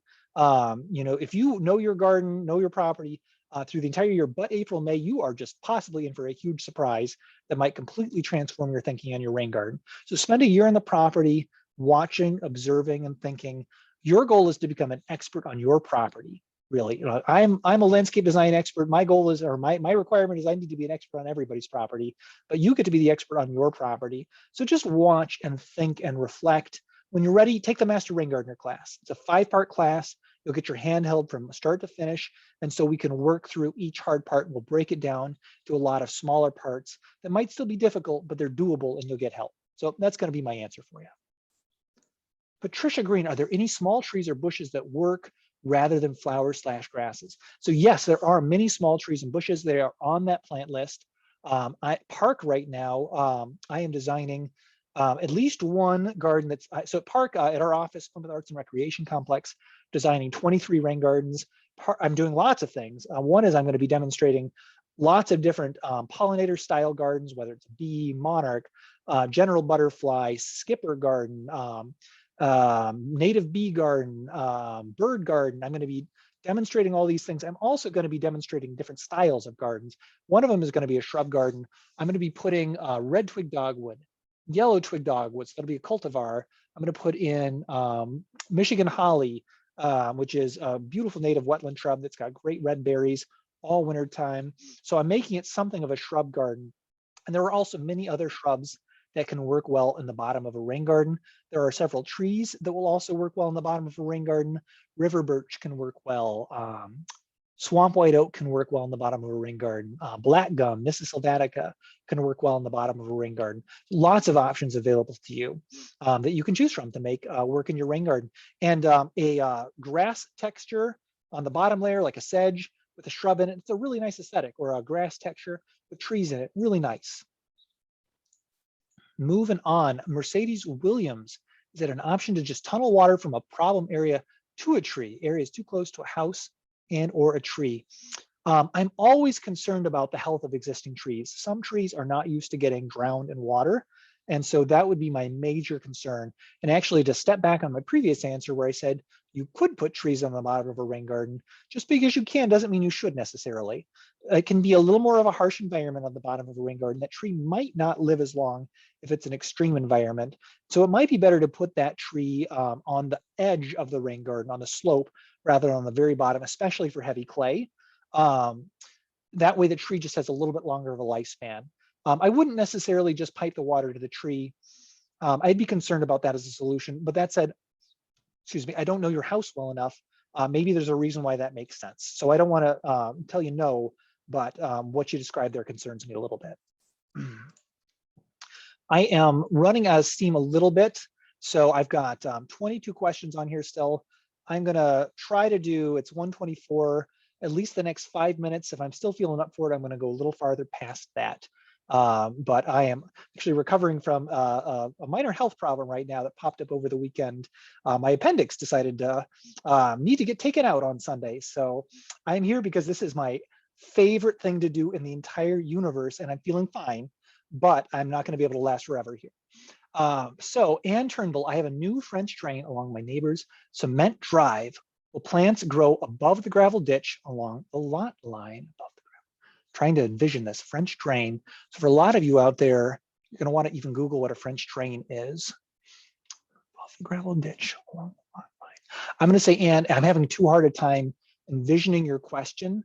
And French drains are going to be a difficult topic. So I'm going to pass on you for now. My apologies for that, but it's just going to be a hard question to answer without seeing an aerial and getting a better sense for what's happening there. Amanda Chin, is there any type of structure that is built in under the soil to help with water retention, or just the pool berm above ground that we saw in the presentation? So sometimes, yes, there can be a structure that is built under the soil. That gets into an engineered solution. I've seen in Detroit right now, there are some gardens that are getting engineered where you'll dig out maybe like 18 inches to 2 feet, you'll backfill with a landscape fabric, with a drain rock that's got a void space in it, maybe like a foot of drain rock, and then cover it with landscape fabric. And so it's just like a reservoir that just holds a ton of water. And then you've got planting soil on top of it, and then rain garden plants on top of that. And so that increases your capacity. That garden's going to hold a lot more water. I don't really like that strategy though, because it limits the depth the plant roots can grow. And over time, it's going to break down a little bit. So I don't like it as a long-term strategy, but it is something that is done. It's something that works. It's probably got like a 20-year lifespan to it. But I prefer simpler rain gardens as a strategy. But that is a tool that's available. And when you start getting into the engineering world, there are all kinds of underground storage reservoir structures that you can put in place even deeper as well. So the reality is, if you've got just an incredibly tough situation and to the point where you just have to spend a lot of money on it, there are ways that you can spend a lot of money and get a lot of bang for your buck. Rain garden versus French drain and pumping water out. I'm wondering if the rain garden will deal with the water effectively. This is in my backyard, which is very spongy, puddly with heavy rain, not far from a 2-car garage. So the devil's going to be in the details here. How much water are you dealing with? How much water can a rain garden, or probably in your case, several rain gardens hold? Is it enough? Do you need to have multiple features in place? Oftentimes we recommend what's called a treatment train, where we do have multiple things happening so that we can hit the threshold of enough water management that's needed.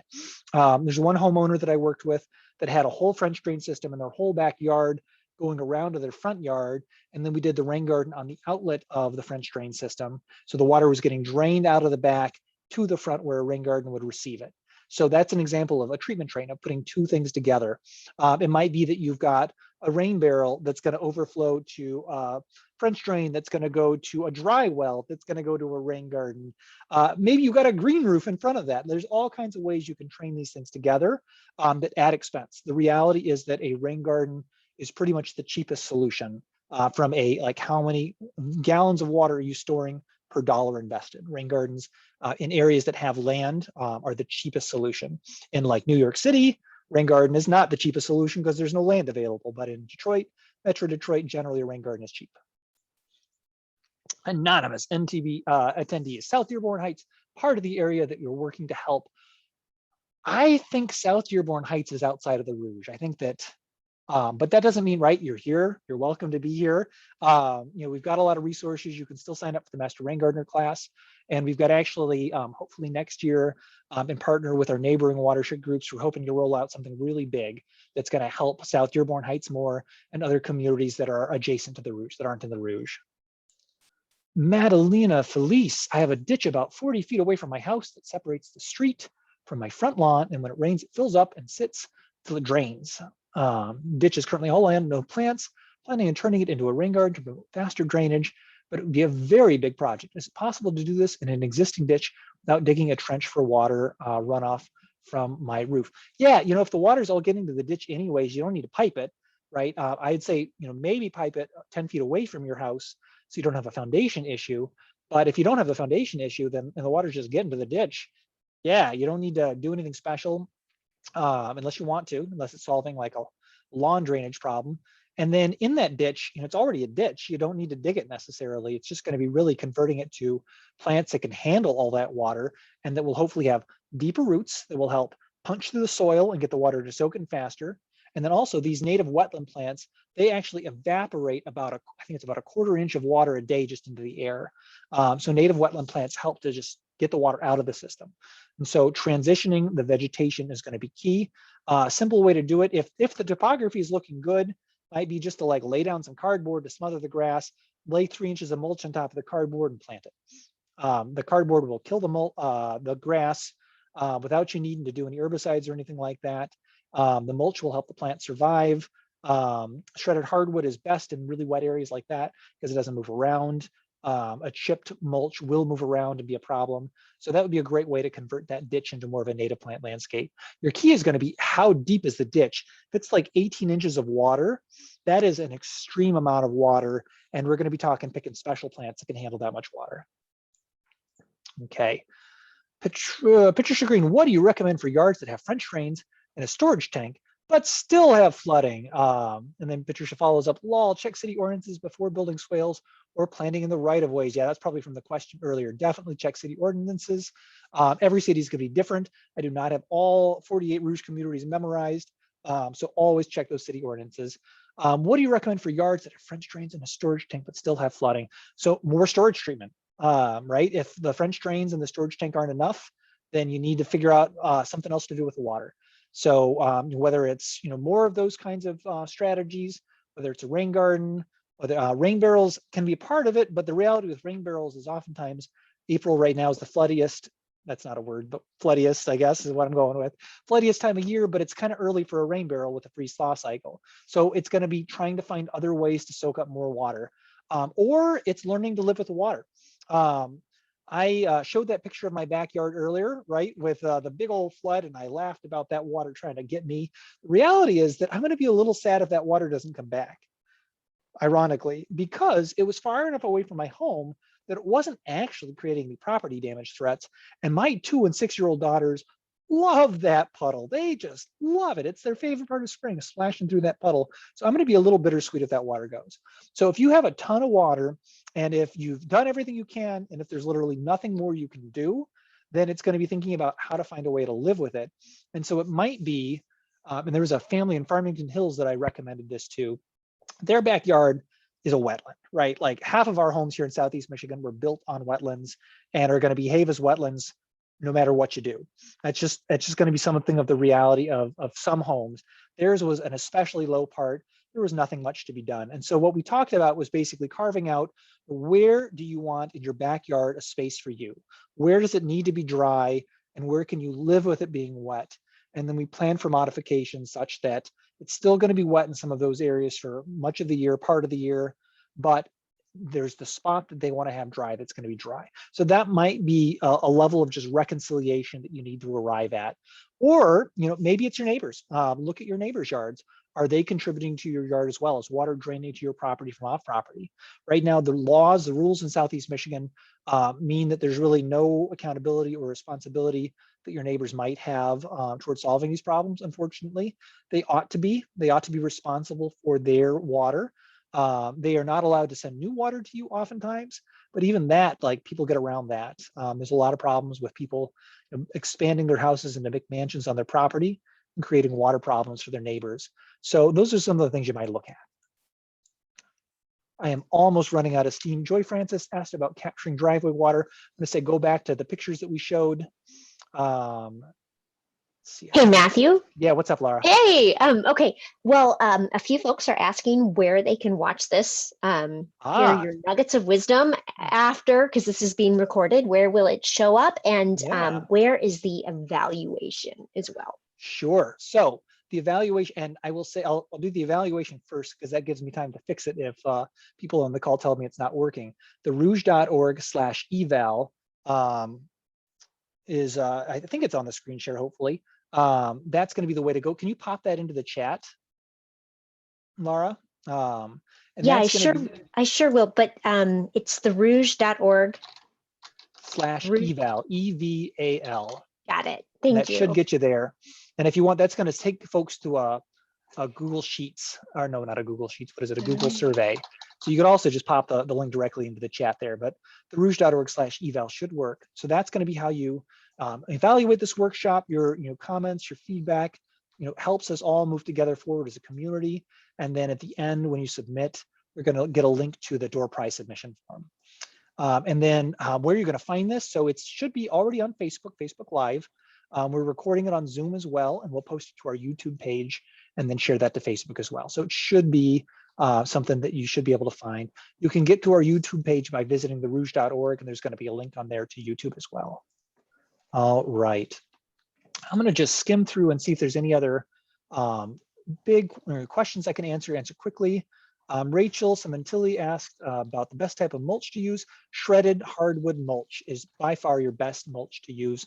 It's fine, it lattices together, it holds itself in place, it doesn't wash away. It's worth the cost. It's beautiful.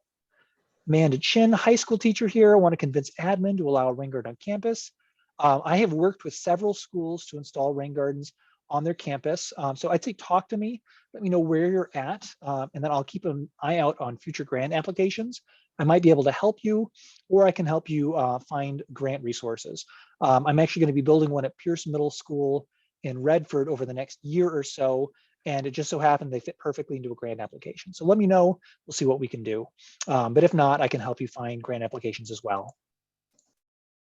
Let's see, where can we find a little plaque? This is Rachel again, in front of the garden that says it's a rain garden. Can we purchase it on the website? Yes, the rouge.org/store. You can purchase those rain garden signs there. Needs to be approved. I need to make sure it's a rain garden, but once you're approved, yes, you can. Let's see. And Matthew, can people also pick up native plants at the Rouge store? Yes, so there are native plants also available. There's actually a rain garden kit at the Rouge store. So if you want to just get a prepackaged kit of rain garden plants, they will be plants that work in most rain gardens. If you've got crazy heavy clay, though, you might want to take a look and be careful. But for the average rain garden and for sandy rain gardens, that plant kit should work fine. And many of the plants will work in heavy clay as well. So that's available on our website, therouge.org/store. We've got a sliding scale going for that as well. So it's going to be one of the lowest cost ways to get native plants for rain gardens. All right, let's see.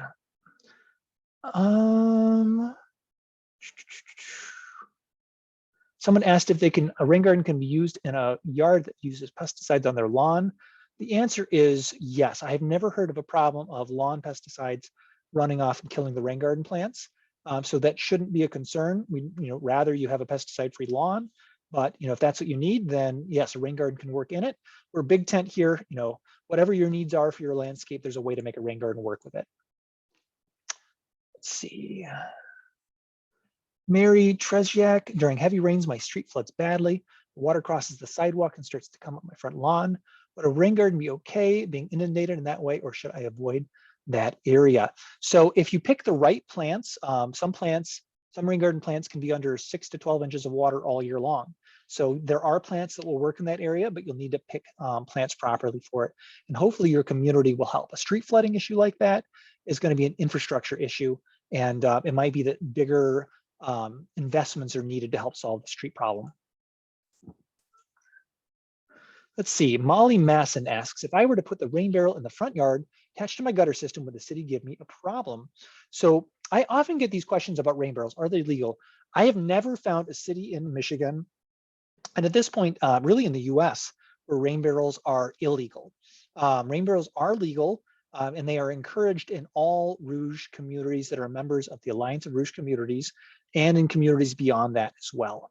So the only places where I've heard about people getting problems with rain barrels in their front yard is when those rain barrels are creating a nuisance. So there's nuisance laws out there if you're attracting pests to your yard. That's where there can be trouble. And the only time I've heard people getting in trouble with that is when they have DIY rain barrels or rain barrels that are not designed to exclude mosquitoes. So the ones on the Rouge store are designed, they've got a mosquito screen on the top, so mosquitoes aren't getting in, but some people have like open top rain barrels. Those are very visibly attracting pests. So those are subject to nuisance laws. But if you're buying a good rain barrel that's excluding mosquitoes, put it in your front yard and show it off and be proud, right? You are doing a great thing and you are being a smart gardener, taking that free rainwater, that nitrogen laden rainwater for your plants. It's a great idea. Molly, who's Molly? Andrea Peters, a rain chain's a good idea. I love the look, but not sure about them. Next, Rain Gardens 101, I'll let you know. I bought one for my house and I was going to install it last week, but I'm not going to do it for 6 weeks now for health reasons. So I'll let you know. I think they look great. And from my research, I think that they are easy to work in. Just going to be, as with everything, contextual, making sure it's working for your specific house. But I'm excited to show it off as a great way to celebrate the rain. There are all kinds of ways in the landscape design world. It's called artful rainwater design.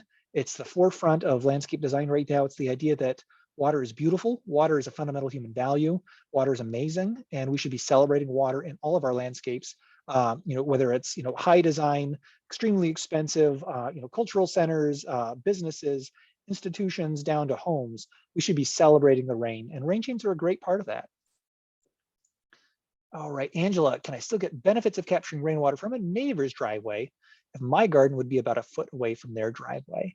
So, the reality is that rainwater does not respect property boundaries, as many people with flooding are realizing.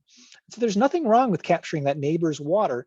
The only issue is going to be if they do something to change it later on, it might leave your garden high and dry.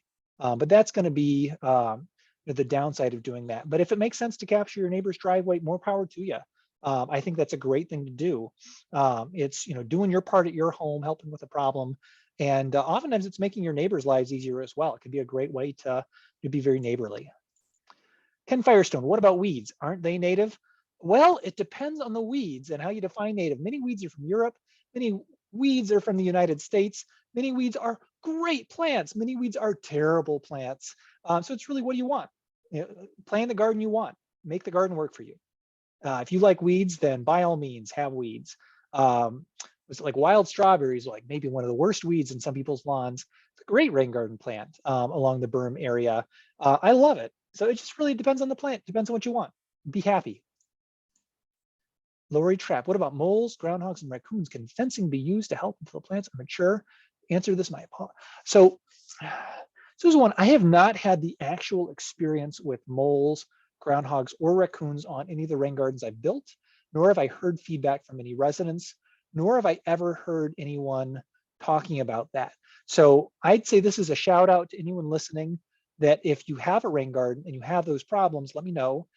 I need to build our community knowledge base. But I'll also say, since I haven't heard about any of those things, I'm not sure they're going to be an issue necessarily. I've heard of rabbits eating rain garden plants. I've heard of deer. I haven't heard about those things so much. So apologies, it's not the best of answers, but it's an area where there's a need for more community knowledge base. Let's see, wild iris seeds, Rachel. I am not familiar with seed germination requirements for wild iris. So I'd say, explore and have fun with it. Down to 4 questions left. We're going to do this. I'm going to get it. Oh, Patricia Green says floodiest heart. Oh, thank you. Yeah, sometimes the words come out as they're going to come out, and we have to love them as they are. Roseanne Rule, do you have a recommendation for a landscape company that sells pesticide-free mulch? I do not actually, and honestly, that is an area that I need to research more. I have not seen any information about pesticides used in mulch. And it's like, now that you mention it, it seems obvious, yeah, that makes sense. They probably are spraying they're mulched with pesticides. But I had honestly never thought about that until now. So no, I don't have a resource and I'd like to learn more about it. That's a great question. I'll say that I have not seen issues in any of the rain gardens I've planted with the mulch that I've gotten from standard landscaping companies. Let's see, anonymous attendee, our sub has a huge common area that is flat and just lawn. It does not flood, tends to be wet. What could be the percentages for the size? Because houses are not nearby. So that's gonna be too much context there to figure out necessarily. There are ways that we can figure out roughly how to size it off of the lawn, coefficients of runoff really, but it's going to be wonky for everyone here on the call. So it's going to be a specific consultation for that area to come up with a plan that would work for it. But at the end of the day, you could also go with just whatever size you can build comfortably and you can maintain. You don't want to build bigger than you can maintain because then you can't maintain it. And if you're building rain gardens with drought tolerant plants, then it's probably going to be improvement of whatever you've got there. Lastly, I've got my last question here. Kevin Nolan, I have a stretch of sidewalk alongside my house. The slabs have sunken and is causing standing water problems on the sidewalk along my privacy fence. Regarding the 20% rule, should the garden be no larger than 20% of the stretch of sidewalk? Is causing the problem, or can I expand the garden the entire length of the sidewalk? So the 20% rule, it's a good rule of thumb. You could make it bigger, but it is more work to dig a rain garden than to not dig a rain garden. I have learned that the hard way. It is much easier to not dig a rain garden. So I would measure the area that's draining to it, make it 20%, and be happy with that. But then it might make sense to have the garden extend that full length of the sidewalk. It's an aesthetic question of having the garden contiguous along the whole sidewalk. So maybe you make just part of it rain garden and then the rest of it upland, but it all looks like one contiguous bed. So have the aesthetic question somewhat different from the rain garden topography question. Don't dig more than you have to, but make the garden shaped, along that entire length of the sidewalk, if that makes sense. All right, that was my last question, believe it or not. So with that, I'm going to just wrap it up. Thank you all one more time for sticking with us this long. There's 65 people on the call. It's been an absolute pleasure answering your questions. Again, this is my favorite part of my job. Happy Earth Day, everyone. Fill out that evaluation, therouge.org/eval. Get entered for the door prizes, giving away those 15 rain barrels, a landscape consultation. And with that, I'm gonna sign off. Laura, do you have anything else you want to say? You still with us? Oh yeah, this is every time I listen to you give Rain Gardens 101, I learn new and wonderful things, and just wishing everyone a happy Earth Day. Good luck. If you still have questions, if you're looking for more information, there are a lot of links in the chat. You can go to therouge.org/rainsmart and dive in and find out so many things about rain gardens. Thank you all for attending. Have a wonderful Earth Day, and we wish you luck on your new rain gardens, on your research. Hope you get outside. Take care, everyone.